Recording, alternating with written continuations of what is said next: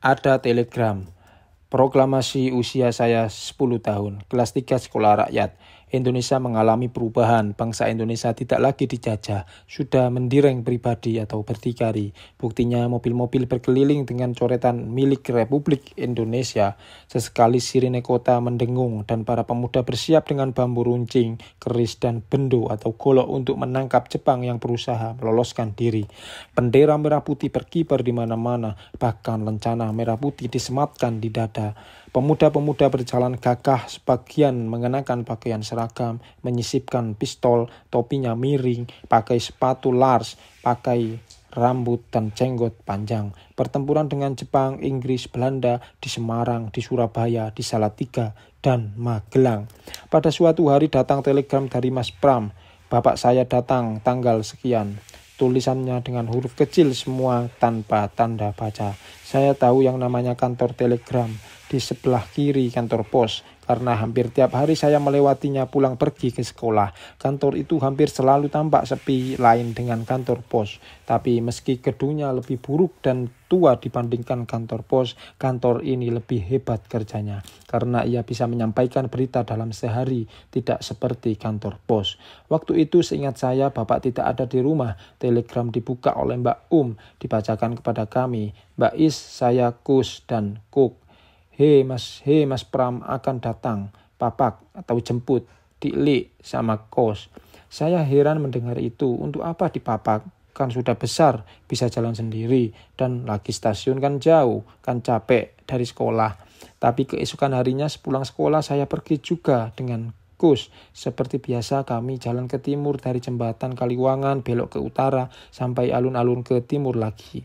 Kami tak lihat jam. Kami percaya tidak terlambat karena kereta dari Cepu sore hari datangnya. Kami jalan pelan-pelan sambil nyaruk-nyaruk debu, memunguti cap rokok kalau ada. Itu kegemaran kami waktu itu, mengumpulkan cap rokok. Sampai di depan kelenteng di tempelan, dari jauh kami lihat dua orang lelaki berjalan menuju kami. Cus, apa itu bukan Mas Pram? Yang mana? Jawab Cus.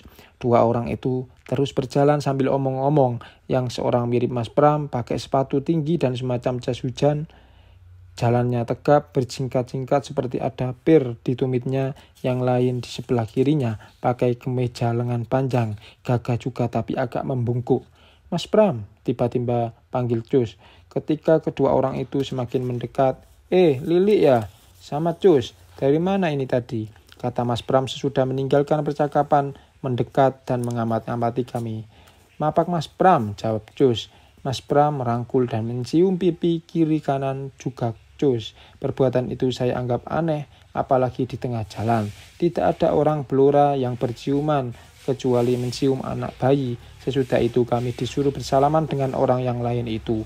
Adikku Dir, ini Lili dan itu Cus, kata Mas Pram. Orang yang dipanggil Dir itu mengelurkan tangannya bergantian kepada kami. Kami bersalaman. Perbuatan itu juga saya anggap aneh, sebab yang biasa bersalaman hanya orang-orang dewasa. Kami kan anak-anak. Selanjutnya kami pulang sama-sama. Mula-mula mereka tanya ini itu seperti biasa kepada orang dewasa, tapi sesudah itu mereka mengobrol lagi dengan asik. Kami tak tahu apa yang diobrolkan.